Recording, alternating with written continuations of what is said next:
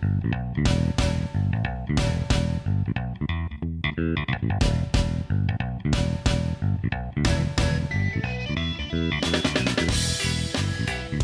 and welcome to Expected Value, the podcast that goes inside the sports analytics world. I'm Paul Carr from True Media. This is episode 73 of the show on the NFL front.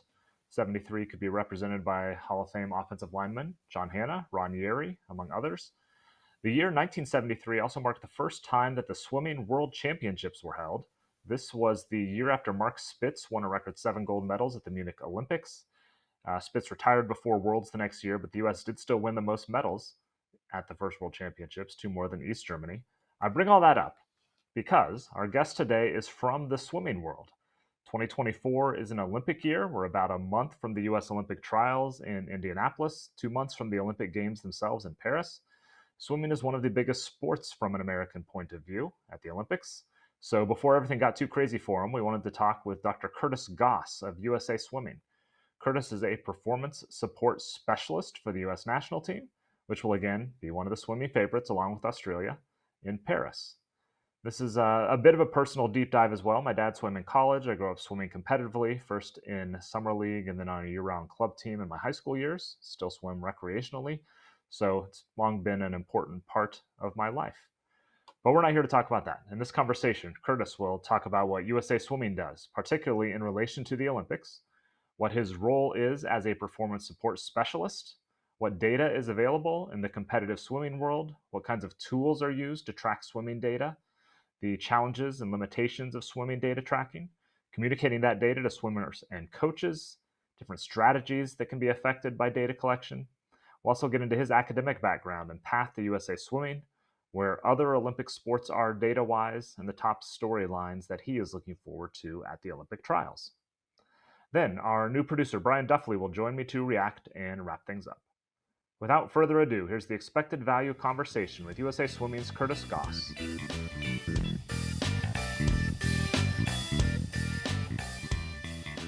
We're joined now on Expected Value by Curtis Goss of USA Swimming, where he's a performance support specialist for the U.S. national team. Curtis, welcome to the show. Let's start at a very high level for people who aren't familiar with the structure of swimming in the United States. What is USA Swimming as an organization? Yeah, so USA Swimming is what's called the National Governing Body for Swimming, or NGB. And so basically what we do is exactly what it sounds like. We're the government organization for competitive swimming in the country. We're essentially ordained by the US Olympic Paralympic Committee, or USOPC, to develop the Olympic team. And so that happens on a lot of levels. It's not just my level, where I work with the national team, which is just the best 6 people in each event each year. But it's also the developmental level. So we've got learn to swim, we've got 10 and unders, 14 and unders, and so on and so forth. And we handle pretty much every stage of the development of our nation's swimmers.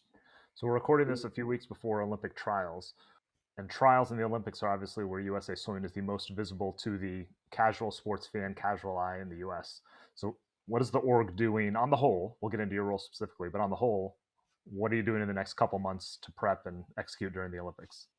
Well, it's really exciting. We actually just had an all-staff meeting this morning about how Olympic trials is going to work, because Olympic trials is kind of its own beast, just in the sense of the swimming itself is, in the swimming world, you might hear that the US Olympic swimming trials is a more competitive meet than the actual Olympics are. And that's certainly true for several events. Like the women's 200 IM, if we've got 5 women that easily could be in the top 8 at the Olympics if all 5 could swim. Wow. So it is an extremely competitive meet that's happening, and it's happening for the first time in a football stadium.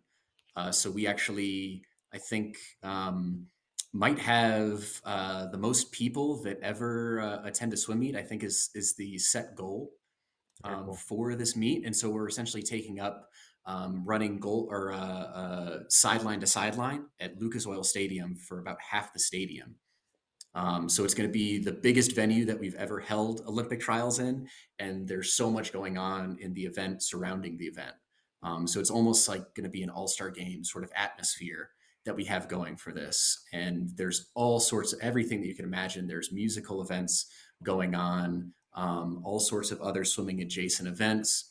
I think even like the athlete lounge is going to have like therapy dogs and things like this. So it's a whole, yeah, it's a whole event that we have going. On my end, we're going to get to use RoboCams for the first time to Mm, do our race analysis. So we're really excited about that process. And another portion is the athlete seating is going to be right on the side of the pool, and their athletes and coaches are going to have a really, really good view of the event.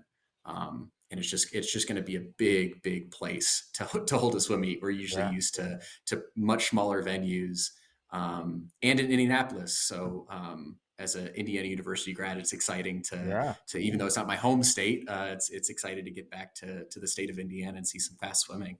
very cool. I'm excited for that. Let's talk about your role specifically. What does a performance support specialist in general do for the national team? A lot of different things. Mostly we focus on three buckets. So the first one is what I was just talking about, the video component.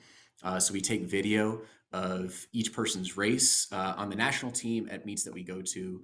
But for Olympic trials, we are going to video everything because it's kind of the Wild West. We have no idea who's going to be making semifinals and finals, and so our job is to essentially be there with video if they want to review their race and get any little technical tidbits in when they advance from prelims to semis and semis to finals. So the video piece, and then with the video and sometimes live, we do simple race analysis. So if you've ever watched swimming, obviously there's doing several lengths of the pool.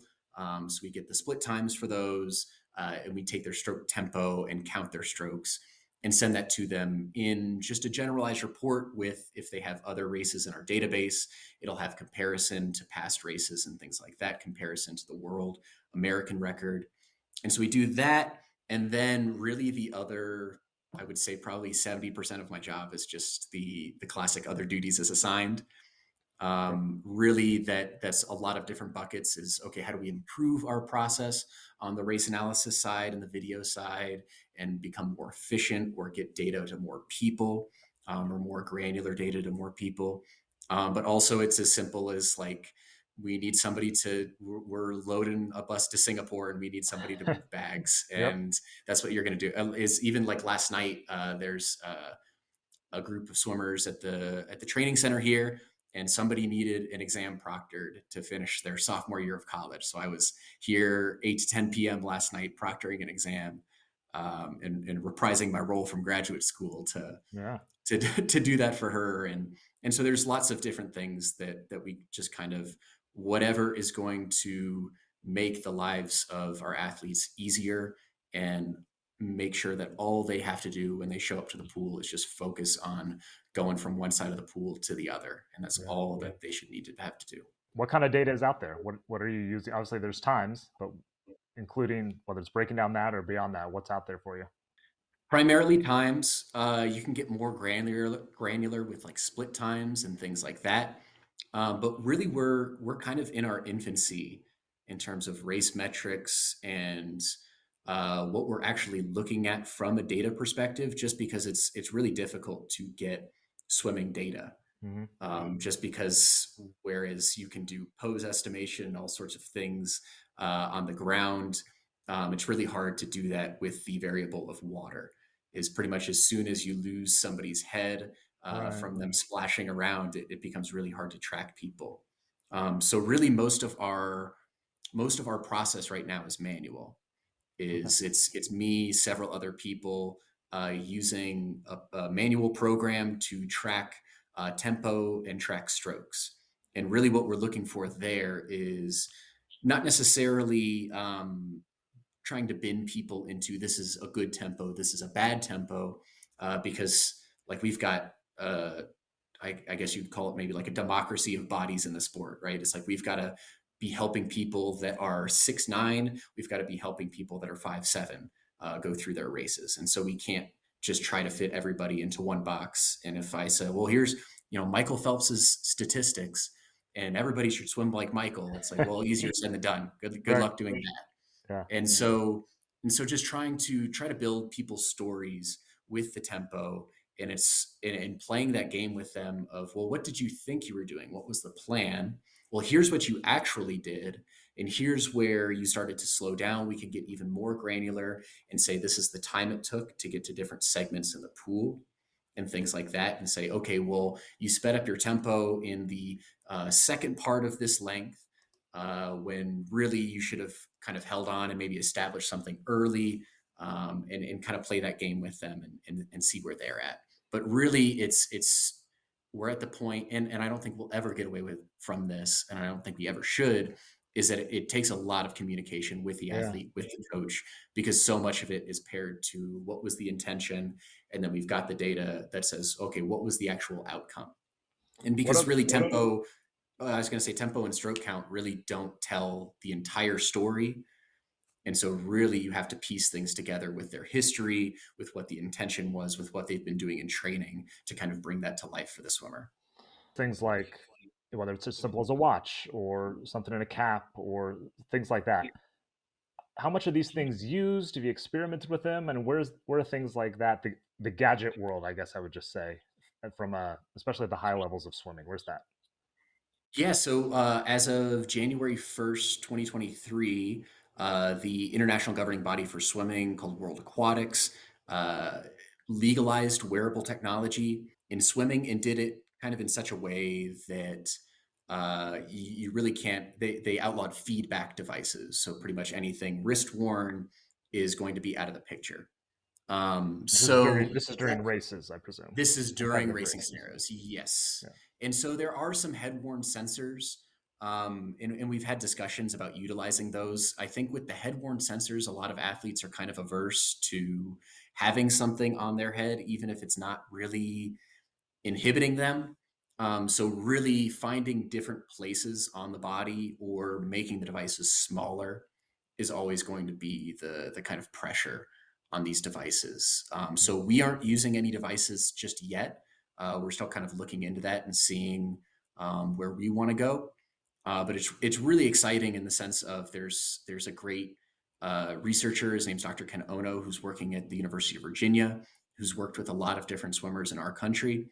And what they do is use just a basic accelerometer, but they mount it actually on the swimmer's hips. So they have to wear this kind of like clunky belt. So it would never really work in a racing scenario as is. Mm-hmm. But what you can do is, well, essentially, swimming is just an acceleration contest, right? If you have the highest net acceleration or highest net velocity in the race, you win the race, and it's Yeah. really that simple.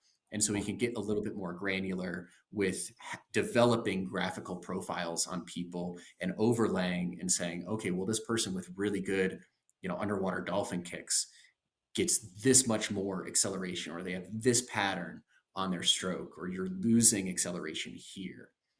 That's where we can start to get a little bit more granular, but we're not quite there in a racing scenario. This Yeah. is a setup that takes a lot of time. It takes a whole calibration process of the athlete like standing still for 10 seconds. We additionally have the belt. And then we also have it really is like a lot of processing time and a lot of manual Mm-hmm. processing time to complete this.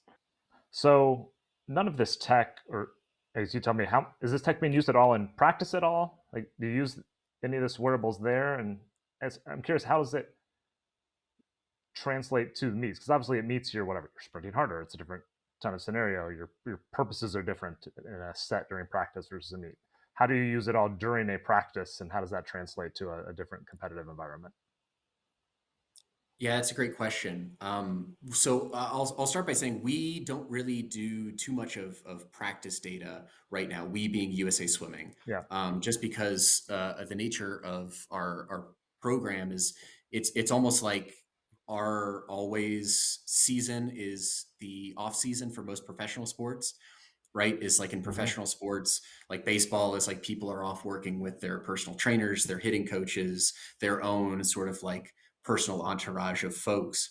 And that's what we are operating on all of the time. Is most of our swimmers, or I should say none of our swimmers, really are training at the training center full time in Colorado Springs. And so we're spread out all across the US.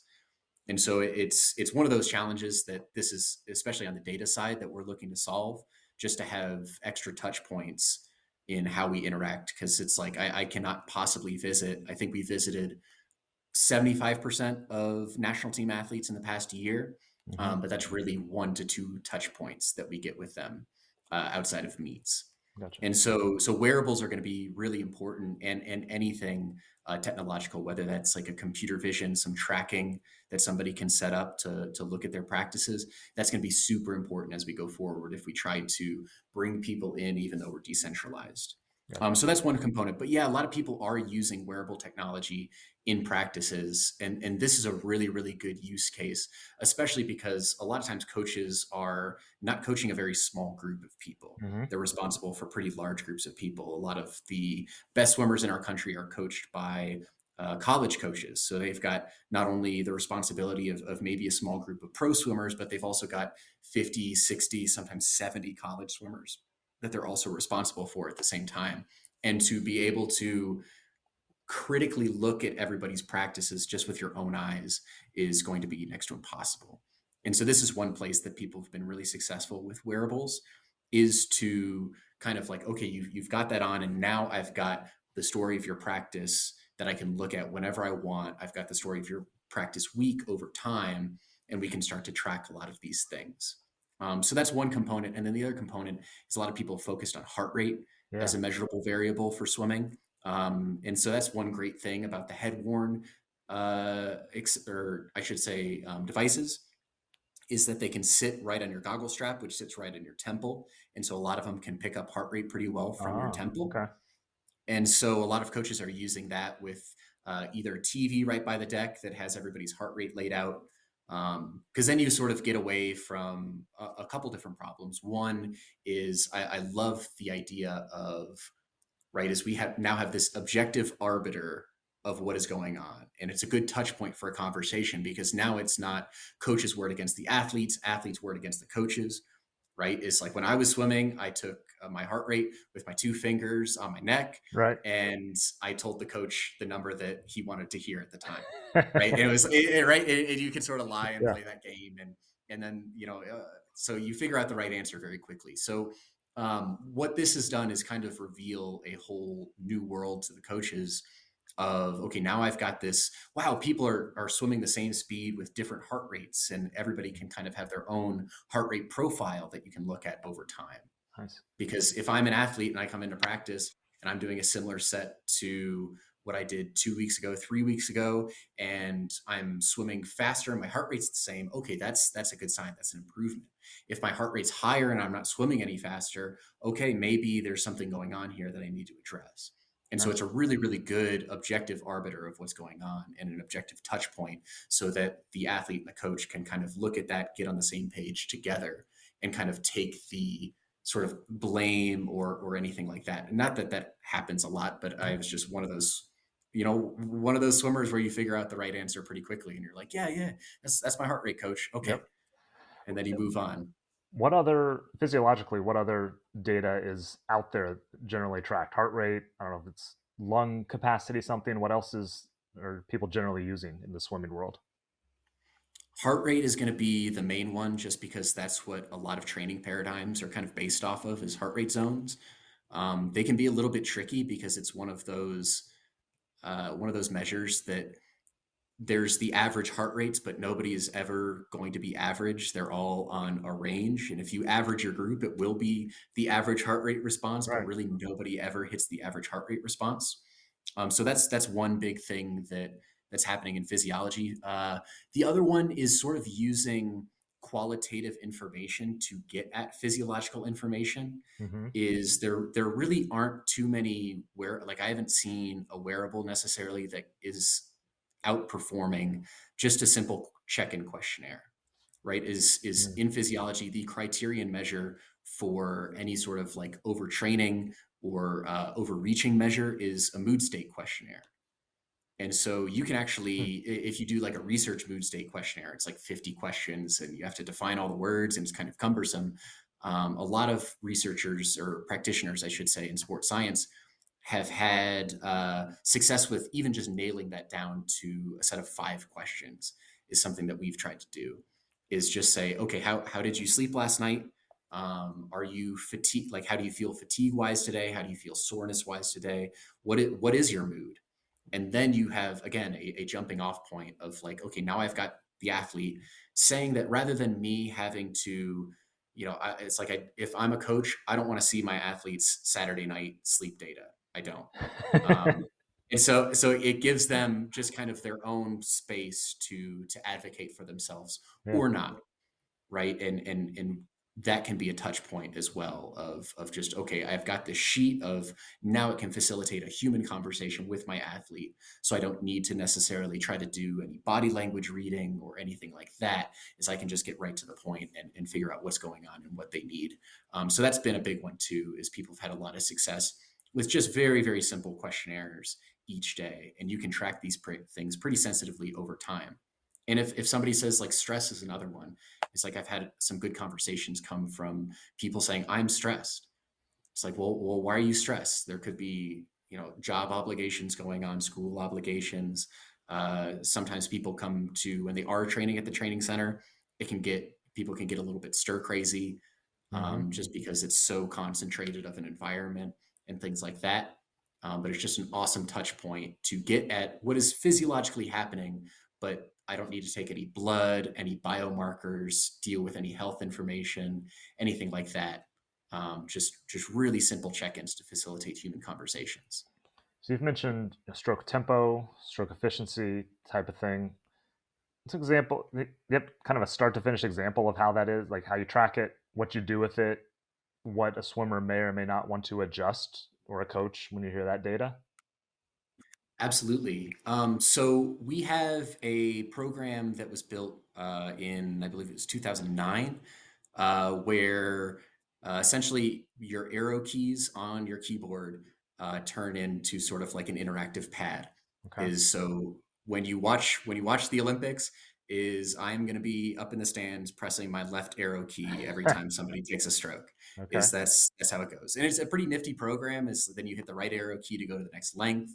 Um, and up arrow keys if people finish, like if they started on their left arm on freestyle and they Hmm. finish on their right. Um, and so all of that gets sort of uh,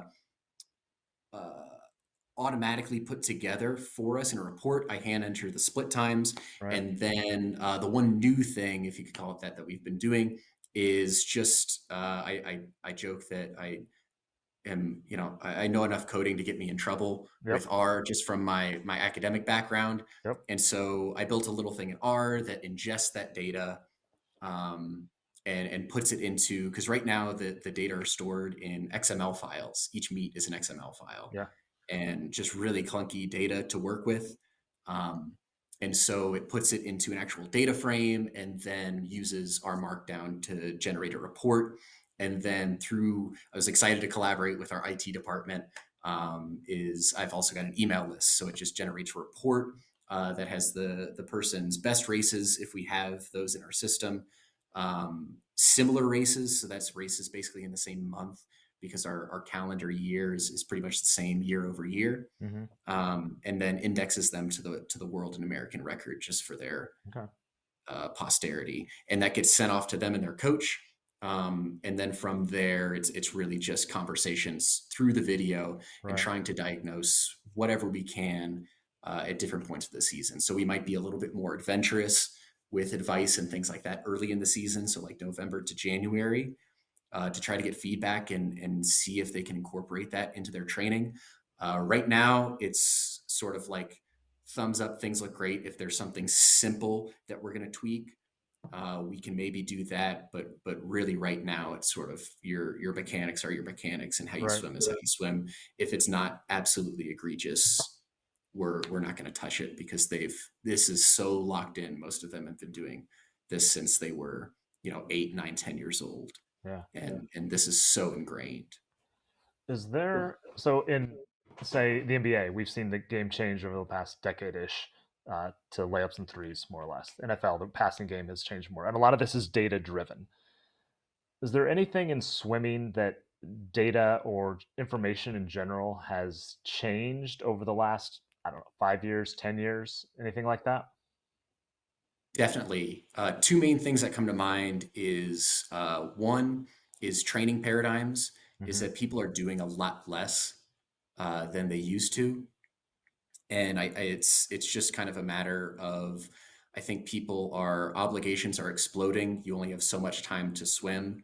You only have so much time to train. And so how do I, as the coach, reduce the load of all of the extra stuff? How do I eliminate the fluff out of my program to get to the essentials so that Mm. when I'm occupying somebody's time, I know it's going to be high impact?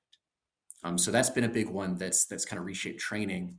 And I guess data and analysis wise, I would say the Australians have been amazing at getting their data going, just in the sense of they've got a partnership with AWS that they're working through, and they've got really good collaborations through like Australian Institute of Sport and several other universities Hmm. in Australia. So one thing that they've been coming out with tons of literature.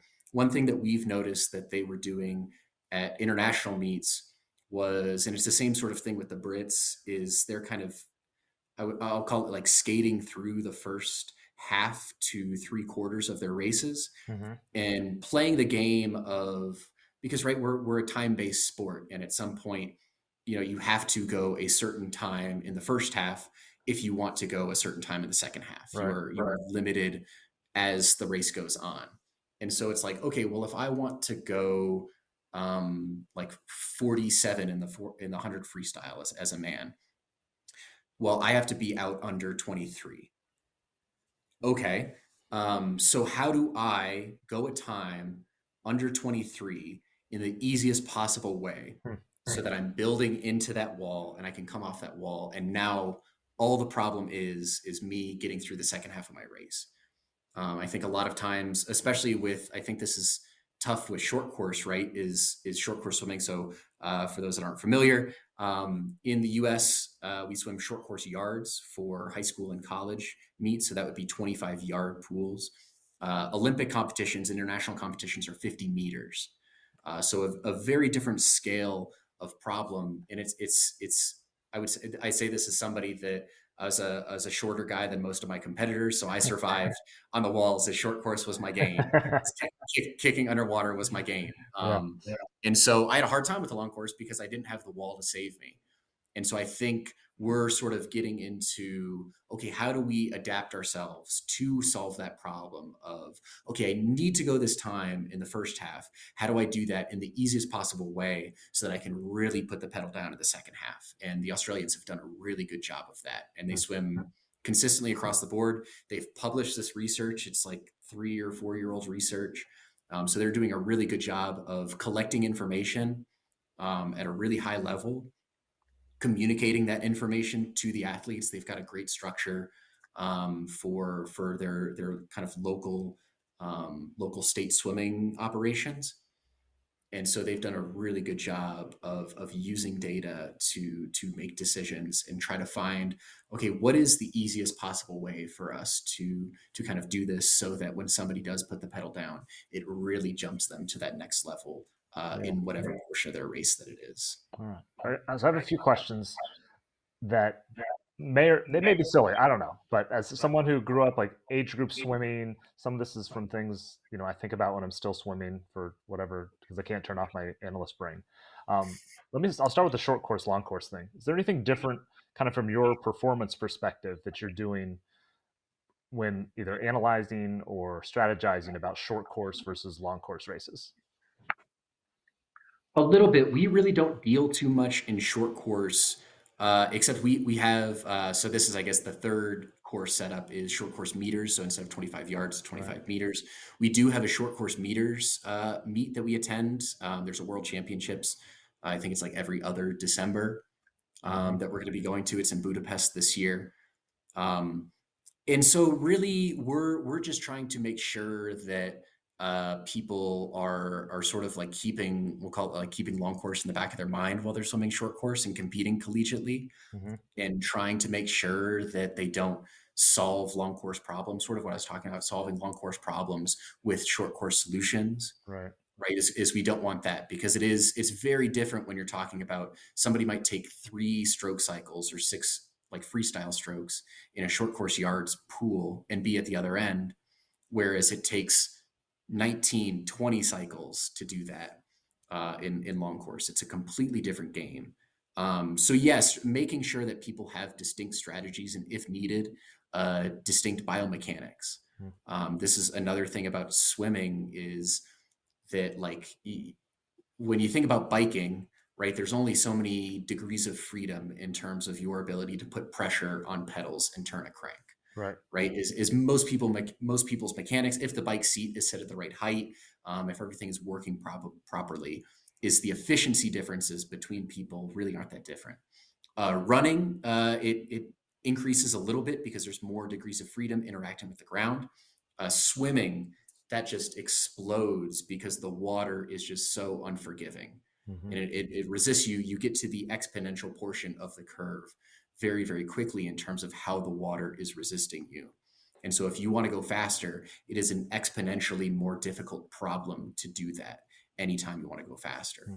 And so that's something that we're working on solving, going from short course to long course, just making sure that you're managing your energy and kind of respecting the length of the pool.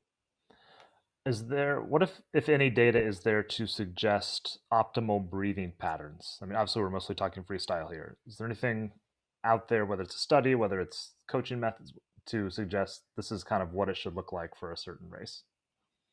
Ask N swim coaches, and you're going to get N plus one different opinions on this Yeah. topic. So there's really not a set, kind of set optimum for anybody. A lot of people do, and that's the cool thing about our sport, is that there's a lot of different people doing a lot of different things that go very similar times, and they find it in very different ways. It makes my job harder because, again, it's like I'd love to just be like, okay, just be Michael Phelps, easy enough, right? Yeah. But that's not possible for a lot of bodies, Yeah. right? And so you're trying to find the solution that's right for the person, right for the body, right for their attitude, and things like that. But swimming breathing is really fascinating, Hmm. just in the sense of when we talk about, as an exercise physiologist, is I've run a ton of biking, a ton of running, VO2 max tests, and I've had the opportunity to run swimming VO2 max tests. And for those that aren't familiar with VO2 max or VO2 max test, VO2 refers to, the V is volume, O2 oxygen. So VO2 max refers to how much oxygen you can use in a minute. So essentially, corresponds to aerobic capacity, is basically what that is. And so you can do this in a pool. We do it in an endless pool. So it's essentially like a swimming treadmill, just spits water out the front and the swimmer swims against it. And so you can put the same swimmer on a bike and in the pool, and they'll achieve the same VO2 max. So they'll use the same amount of oxygen, so have the same aerobic capacity, but they will achieve that number in two completely different ways, Hmm. Okay. on the bike versus during the swim. So they breathe about half, or I shouldn't say half as much. They breathe, almost half as frequently, but they breathe about 20% less oxygen while they're swimming versus while they're biking. And there's a lot of different physiological advantages. It's called the diving reflex. As soon as your face goes into water, your heart rate slows down, your breathing rate decreases. It completely changes your physiology just by putting your face Hmm. in water. And so it's a very different problem solving that for unlimited breathing scenarios like running, like biking, because theoretically, well, you just breathe as much as you can and you've solved Right. the problem. But with swimming, you have biomechanics that are introduced in there. So the biomechanical problem is you actually breathe in swimming with about an extra liter of air in your lungs, depending on how big your lungs are, because that helps with buoyancy. Hmm. It's a lot easier to swim on top of the water. You cut through water much more easily. And so people swim with, a higher lung volume. So they're breathing basically 2 liters of air, but with 1 liter of air already more in their lungs. And so that's one component. The other component is it is disruptive to move your head to breathe. And so you have to be very selective about it. And so, a lot of people will have kind of the strategy of, breathe more early, breathe less late, in the sense of, well, the time Mm. course of oxygen getting from my mouth to my muscles is going to be longer than 10 seconds. And so theoretically, for the last 10 seconds of my race, you see Caleb Dressel do this, is that he's very famous for not breathing on the last, 25 yards of his 100 butterfly when he set the NCAA record. And he's figured out a way to, again, easier said than done, is because your body is producing all of the CO2 and telling you to breathe, breathe, breathe, and breathe. But managing that problem becomes very, very difficult. So a lot of people breathe early, and then sort of put their head down late to kind of preserve their biomechanics as they're finishing the Interesting. race. So you'll see that a lot. Kind of related. And this is something that you probably heard growing up swimming, and I heard a lot. Like at the time, it was you need to alternate sides you can breathe on, have the ability to do both. I feel like subjectively watching swimming now, there's much less of that at the highest level. Um, is that intentional? Is that just kind of the way it goes? Is there science or data behind that? What's the deal with breathing on the same side versus alternate side? Absolutely, yeah. So it's kind of two buckets. Is why people breathe on the same side during the race for the most part is just because it's a lot easier to get into a rhythm. And if you're so, it's like I know that I had a good side and a bad side Yeah. for just, I don't know what it was, but just how I could contort my body, breathing to my right side Yep. versus breathing to my left side, just allowed me to go faster and move things a lot better, sit higher in the water. And so you just sort of self-select that way. And so just a lot easier to kind of skate into that they call it a galloping stroke on freestyle. So it's a lot easier to skate into that. But what you'll see a lot is people in training incorporating breathing to both sides to kind of balance that out, because if you aren't and most people are not absolutely perfect with their mechanics, just breathing to one side, it really does grind into your shoulders Mm, in some ways. So a lot of people are using um, both sides breathing to kind of cultivate the body awareness and kind of cultivate that balance that then you can bring into your single-sided breathing galloping stroke. gotcha. Yeah. So you'll see that a lot in training. Yeah, that makes sense. You mentioned the galloping stroke. You see someone like Katie Ledecky doing that. Is that an intentional thing? Is there an efficiency to it? What's the thought process behind coaching or analyzing that or not out of somebody? Yeah, I don't think there's any like hard data that says exactly what's going on. What Katie does really, really well is you'll see when she does breathe, her when she brings her arm back over, she kind of uses the momentum of that arm to launch past her pulling arm that's under her. And Mm, so she uses that phase of the stroke really, really well. And so it kind of balances a lot of different things of, okay, now I can have like a pretty good breathing rhythm, right? As you're getting extra breaths if you're breathing to one side versus both. But also it kind of gives you that, like, you kind of skate out on one side and you can really, really open up. And so you'll see her like drive that arm over the top and kind of launch into that X stroke. And she is like, she's the absolute best in the world at doing that. yeah. And you'll see the same thing with all of the sprint freestyle males. Distance, like Bobby Fink does the same thing, is he really skates out on one side, and kind of uses that recovery to just drive into that next stroke. Mm, And it's just an amazing coordination of kind of just wrapping that arm, because it's really simple, right? yeah. Is if you want to go forward in the pool, your palm has to be facing the opposite direction. And so what these swimmers are really, really good at is getting their fingertips down, getting their palm back, and then the water is basically just a flat surface that they're pulling themselves past by doing that. Nice. Now I have a lot to watch once we get to the trials in the Olympics. Let me ask you a few questions about your background, your path to where you are. You mentioned swam at Indiana, and then got your. But it's on the academic side. What was your major? What your post grad work to kind of get to where you are today? So from when I was, I think, like 11 years old, is I wanted to be a dentist. Is well, that was the dream. Um, and so I say unfortunately, but I shadowed a dentist when I was an undergrad, and she was an amazing professional, thorough at her job, was so welcoming, extremely healthy workplace. It made me realize I did not want to go to dental school. Um, and I felt awful telling her Yeah. that shadowing.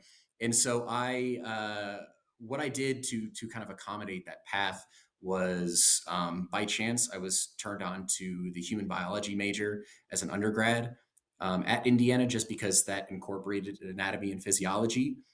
which were prereqs for dental school at that time, but not for medical school. So a lot of people that were doing like PT and dental school ended up being human biology majors. And so what I loved about human biology was uh, how we did it at Indiana was we kind of studied the sociology alongside sort of the biology and chemistry. And so I got to learn about both things at the same time, which is really valuable. I didn't think about it too much when I was doing it, but really valuable now because we're essentially solving human problems, right? And what we're doing with swimmers is in any athlete is not divorced from the social context that it's happening in. And so you have to respect a lot of the social history of the athlete that you're working with in order to kind of get through to them on the sports science side and kind of meet them where they're at. And so that was super valuable being a human biology major. All right. Um, and so when I kind of decided that I didn't really want to go to dental school, I didn't really know what I wanted to do.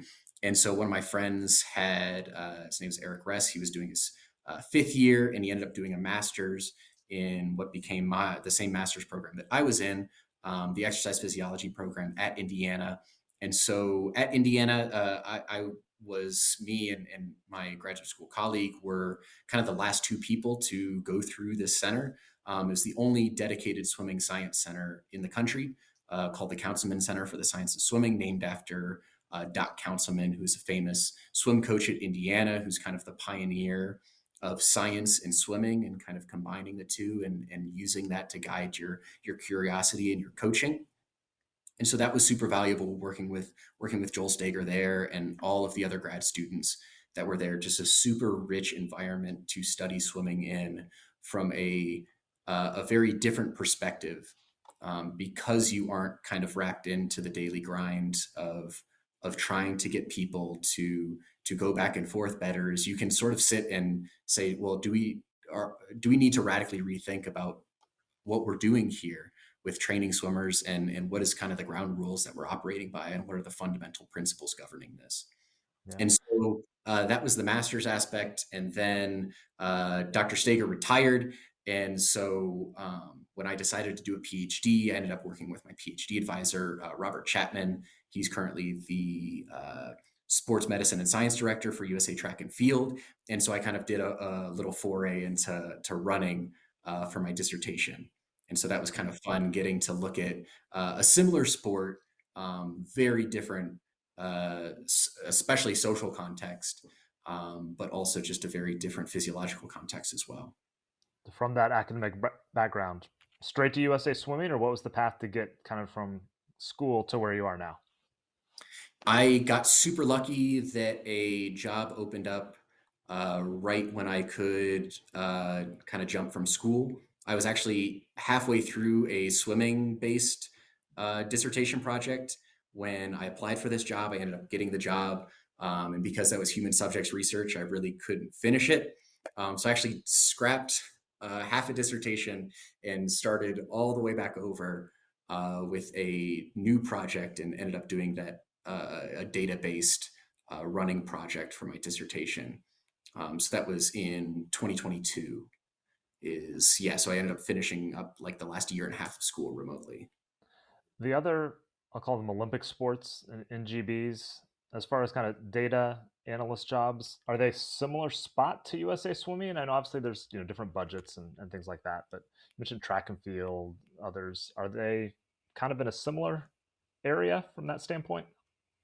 Not quite. We're really lucky at USA Swimming that we have a lot of resources at our disposal. We have a huge membership base and things like that. And same thing with track and field to an extent. Most NGBs aren't necessarily going to have dedicated positions.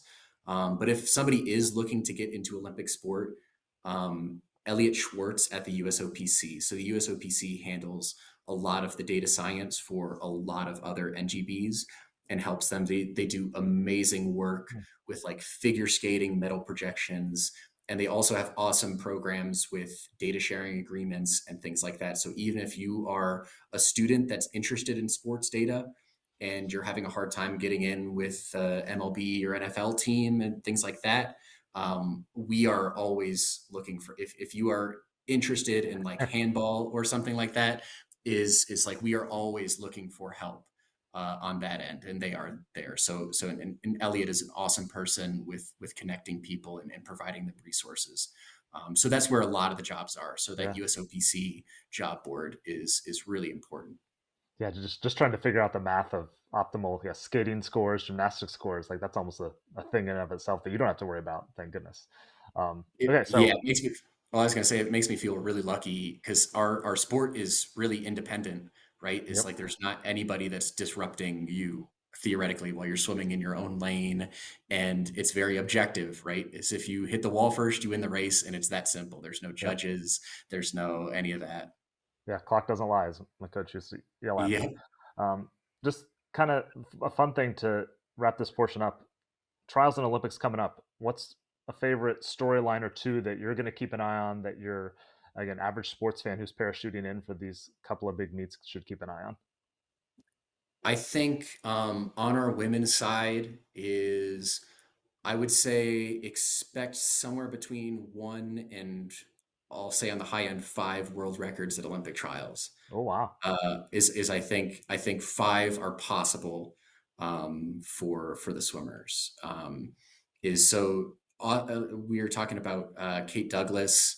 Is She's not a household name right now if you're kind of outside of swimming, but I think she's going to be the story of the summer, along with like Reagan Smith and Tori Husk. Is These women are just like in probably the most incredible thing that I've seen this year is Kate Douglas took 48 strokes to swim uh, one of the fastest 200 breaststrokes for women that I've seen in prelims ever. So to put into context is so she went 2 minutes and 26 seconds in that race, taking 48 strokes. The Wait, only 48 total strokes in the race? 48 total strokes for a long course meters, 200 breaststroke. So first is no man in our database has taken uh, under 50 strokes. So that's number one. Number two, if you index by, and this is just in our database, so it's not all swims, but if you sort by only people that have gone under 227 in the 200 breaststroke for women, nobody has taken less than 61 strokes. Wow. And so and we're talking about like efficiency in the sport and how to manipulate water and move through water. She is a magician at that. And it's just an incredible thing to watch. She just slips through water, and it is just incredible. So expect big things out of her. Tori Husk has been swimming super well, and so is Reagan Smith. Those on the ladies' side. On the men's side, we've got a few different storylines. Is kind of the Caleb Dressel comeback. Hmm. He took about a year and a half off, which if you ask like most people adjacent to swimming is they say like, oh, you take time off, that's a death knell. Nobody Yeah. comes back, and he is swimming, I would argue, better than ever. So he's really doing a really good job of kind of keeping himself really really in great shape in a great spot to do well and have it might not feel like a comeback for people that watched the Right. last Olympics and saw him do amazing, but it really is a comeback. We joked it's kind of like Michael Jordan, like the I'm back Yep. sort of memo. Yeah, and in the young guys as well. I don't know how many are going to make the Olympic team, but this is one of our main data challenges. Is at On our World Championship team is we had a 16-year-old boy, and then so it's like I've got to communicate data to a 16-year-old who he's a really smart kid, so I'm sure he's at a high level of math for a high schooler. But then also a 31-year-old who has a full-time job and is has been doing this forever.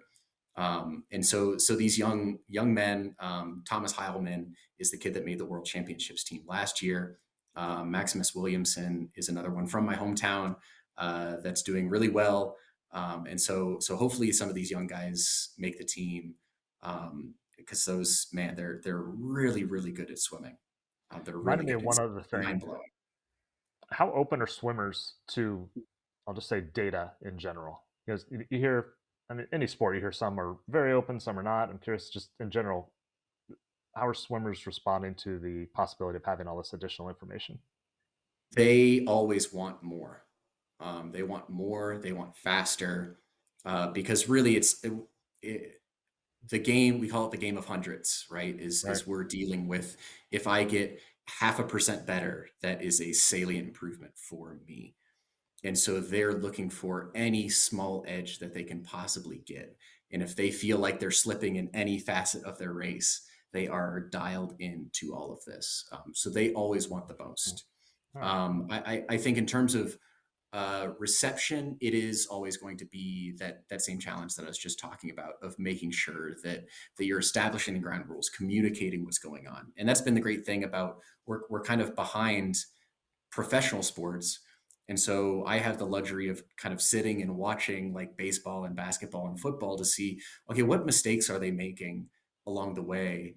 And I think that's the big thing that we saw in baseball is teams' ability to not only collect the data, but also communicate and empower and give insight and correct with the data is almost more important than actually having the data Yeah. itself. All right. So a few just quick playing favorites as we wrap things up here, to get to know you a little better. What's your favorite number and why? 29, Hmm.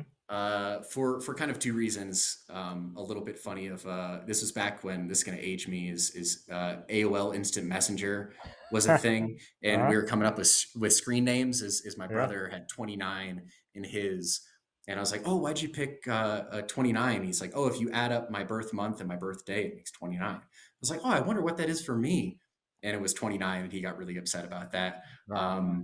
But then beyond that is, favorite baseball player growing up, Adrian Beltre Oh, okay. All right. is also the number 29. Yeah.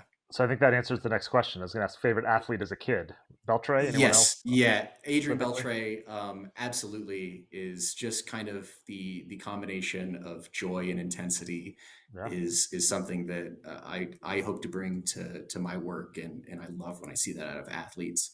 In terms of swimming, is Aaron Pearsall, growing up. He is a backstroker, is just like the most chill Southern California guy, Yep. and just, another one that could just slip through the water. It was just Yeah. amazing to watch him race. Yeah. He was a California dude for sure. Your favorite event to swim back in the racing days? Ooh, man, unpopular answer, but 400 individual medleys. Oh. So yeah, exactly. Is That's the reaction out of most people. Is, I think when it goes badly, it's awful. Yeah. When it goes well, so for those that aren't familiar, individual medley, you swim all four strokes.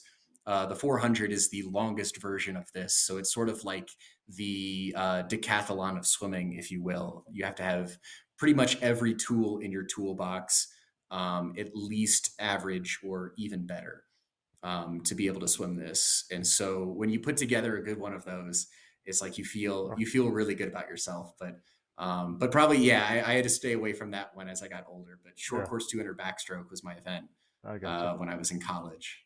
Yeah. I swam at much lower level than you. Swam the 400 IM once. I was like, no, I'm good. And Never doing that again. and that is most people. Yeah, Yeah. that is a valid response. Do you have a favorite race that you have watched in person on TV? Just like a favorite swimming race? Mm-hmm. I think like the cop out answers, the 4x100 relay Right. in 2008 is Yep. like, and really all of Phelps's races in 2008. Um, in terms of international swimming, I hope that I haven't seen my favorite race yet. Right. If I had to pick one that I've seen in person, is it's really not that like internationally or historically relevant to anybody but the people that were there. But my friend, in high school, he got his first Olympic trials cut in the mile, so it's a 30 lap race, and with 150 to go. So in the longer races, they have, counters at the end of the pool that help the swimmers count their laps. And so Hmm. I was counting for my friend, and, with 3 laps to go, the power goes out in the building. Oh no. And so he kind of like pops his head up and he's looking around, and I'm yelling out like, Ted, go, go, go, go, go. And so he, basically all the coaches that were hand timing their swimmers in the same heat, kind of dropped what they were doing and went behind his lane so they could get, stopwatch times, because presumably the timing system went out as well. And so he ended up being just under his Olympic trials cut, and that's how he got his first Wow. Olympic trials cut. Was yeah, with the power out in the pool, Good. That's a good which one. was yeah, it was just an incredible. It was an incredible thing to watch, and just kind of how he recovered from that, and didn't let it affect him. It was very elite athlete of him. Yeah. And finally, do you have a favorite "How did I get here" moment? One of those moments where like, my career's gotten me here, and this is really cool, and you're kind of able to soak it in. I imagine something's coming this summer, but so far, what do you got? Yeah, definitely going to the Olympics is going to be a huge one. I would say meeting. So on my first introduction to USA Swimming was I drove from Bloomington, Indiana to Colorado Springs. 3 days later, I was on a plane to Sydney, Australia, and that was my first like 3 days at USA Swimming. And so at that meet is Aaron Pearsall was actually one of the I guess like celebrity captains that we had Hmm. for. It was a really cool duel in the pool meet that we did with Australia. That was a lot of fun. So getting to meet Aaron Pearsall was definitely bucket list item. And then I got to have breakfast with Katie Ledecky in the fall, and just kind of it's like I was sitting there and it's like I'm talking to Katie Ledecky about her race strategy and her stroke technique, and just hey, and talking about life. She is a as much as she is an amazing swimmer, she is an even better person. And so just getting to Mhm. know it, her and all of the athletes as people has been super special because they're all just elite people and awesome people to get to know. And she's no exception. She got the Presidential Medal of Freedom Yeah. How the cool is other that? day, and it was like, oh my gosh, you know, you have enough medals, right? It's like that's an incredible one. It's like, Yeah. oh my goodness, but not a more deserving person. She's Nice. awesome. But that was a big one. Is like, man, I get to sit here and talk about Yeah. her race strategy and her stroke technique with her. Is like, this is cool. I have a Yeah. cool job. That's great. It is for sure. Great. Good story to wrap things up with. Good luck at trials. Good luck at the Olympics, Curtis. And Curtis Goss, Performance Support Specialist for the U.S. National Team. Thanks for joining us here on Expected Value.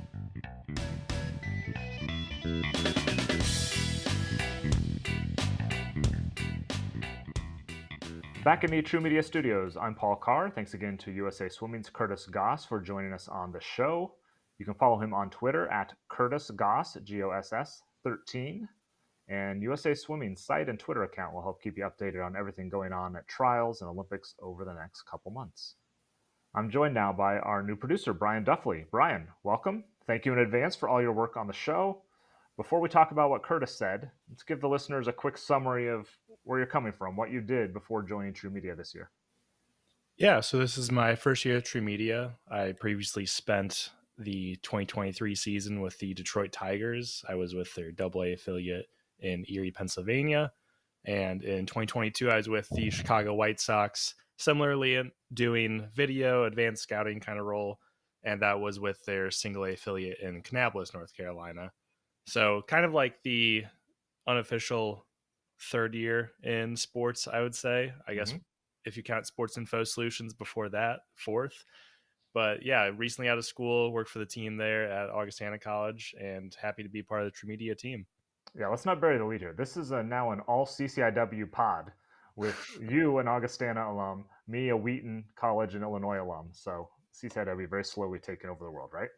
Yeah, I mean, it was always great to go to those Wheaton games and sit on top of a hill with no coverage and just have the wind howling for every single D3 baseball game I had to sit through. That's right. Been there, done that, calling games on picnic benches and all sorts of things back in the day. All right, so Brian, you listened in on this interview with Curtis. Tell me, you're not coming from a swimming background, so I know you have a different perspective. What did you take away from the conversation? Yeah, I definitely lacked a lot of insight as far as some of the things that I guess his role entails, but also just like the swimming world. I, for instance, didn't understand, I guess, this grand scale of the Olympic trials for swimming. Like, I obviously knew that it was competitive amongst the Yeah.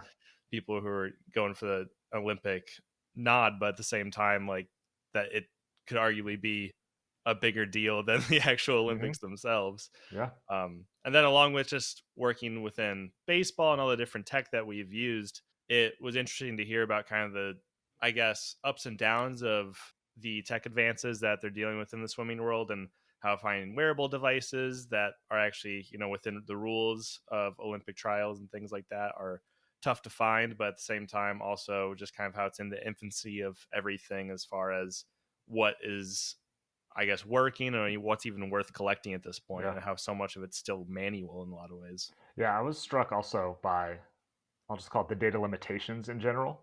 And this is not an indictment on USA Swimming or the sport. It's just, it's just reality. You and I and a lot of people were used to working in major sports leagues that have tons of tracking data for, from the major league Hmm. baseball teams all the way down through the minors, like you used to work with, and you can do so much with all that data. But there are so many limitations here at play.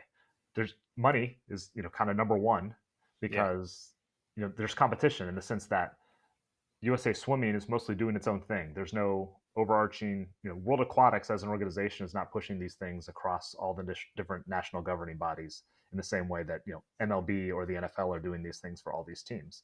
So Team USA and Australia Swimming are kind of operating in parallel universes in that way. And the practical stuff's pretty interesting to me. Water makes video tracking difficult. The athletes are wearing minimal clothes, and so there aren't places for tracking devices, especially in races, because every ounce and piece of friction matters. So that's an issue. So it was interesting to see what they've done with the data they have, and Yeah. it's an unavoidable challenge at this point, both from a financial and just a practical standpoint. Yeah, I guess like at the end of the day, when you're doing any sort of analysis of sports, it's always trying to figure out, why an athlete performed the way they did, why they maybe swam faster or swam slower that day. And then a lot of that for his position, he admitted was still kind of like mood test based almost. Mm-hmm. It's not so much you could wear a heart rate tracker and get an idea of the stress levels during the race and things like that, or their cardio. But then at the same time, if they just admit to having, poor sleep the night before, it's like, yeah, that's very likely the reason that they raced, maybe not up to their full potential that day. And just having those, very subjective mood kind of questionnaires, like if you told that to a baseball analyst, they would, laugh at you and run you off if you're telling them that we're just going to ask the athletes, how Yeah. they're feeling as to why they, Mm-hmm. performed the way they did, rather than having objective data to look at. Yep. That was the other thing I jotted down. I was struck by how personal everything is, whether it's data, whether it's strategy, whether it's technique. I talked about I grew up swimming, and at those lower levels, you're most often just given the general advice, that provides a foundation. This kind of goes for any sport. They teach you how to throw roughly the same way. They teach you how to swing a bat roughly the same way. They teach you roughly how to swim the same way. Uh, and so much of that general advice, the higher up you get, is altered or improved to the strengths and weaknesses of each athlete. He talked about Kate Douglas, who takes so few strokes in her breaststroke Mhm. events. So she's got to be coached differently than someone who has a much quicker stroke and takes a lot more strokes every length of the pool. I was trained to alternate breathing sides, but I know just watching world class racing, they're usually not doing that. And Curtis explained some of that data and the reasoning behind it, and I think it all makes sense. It's just a different sort of thing, where because of what data is available, I guess it's maybe you can it almost makes it easier to tailor it to an individual just because there isn't as much. And so you can you almost have to look at each person individually, each athlete individually as you're trying to figure out strategy, technique, data, whatever it might be. So just a different thing that way too. Yeah, he had alluded to the fact that if certain swimmers have individualistic styles, it's not so much trying to alter them into Michael Phelps, because Right. it's you just simply can't do that, and more so working with what you have. And I think that any sort of sports fan can kind of see that from some sort of perspective, where you watch football and they try to change the quarterback style, you watch baseball and they try to change the pitcher's style, or basketball they're trying to change their jump shot. Just various sports where it's they got there for the talent that Yeah. they had for a certain reason. They dominated the levels up to that point. Like, it's extremely difficult to get to the pro level in any sport. So then Yep. trying to then alter that and have them constantly be changing what they're doing while also trying to be at this level of competition they've never been at before. It's like, it's too much for Yep. just about anybody to handle. Yeah. At some point, you just got to let him go. Mhm. I think of Reggie Miller. I think just because the Pacers are playing the Knicks in the playoffs and he's on some TNT games. Yeah. The way he shoots and his hands cross is just like you would never ever coach anyone to do that, but it obviously worked for him very well. And at some point, Mhm. you're just kind of, all right, this is just what we're going to go with. So, and swimming's kind of the same way in that regard. So, Yeah. all right. Thanks, Brian. Thank you one more time to USA Swimming's Dr. Curtis Goss for joining us on the show. We don't have any other swimming guests in our archives, at least not yet, but we do have 72 other shows with people from across the sports analytics world, including our most recent episodes with Tim Gibbons, former Orioles AAA hitting coach, Alison Laux oversees the analytics team at ESPN, and Matt Chang, whose team won the NFL's Big Data Bowl this year. While you're in the archives, please subscribe, rate, and review the show on Apple or Spotify or wherever you get podcasts, and we appreciate any sharing across social media as well. We'll be back in a couple weeks looking to talk with an NFL guest about the schedule and other football-related things. Until then, on behalf of producer Brian Duffley and all of us here at True Media, I'm Paul Carr. Thank you for listening to Expected Value, the podcast that goes inside the sports analytics world.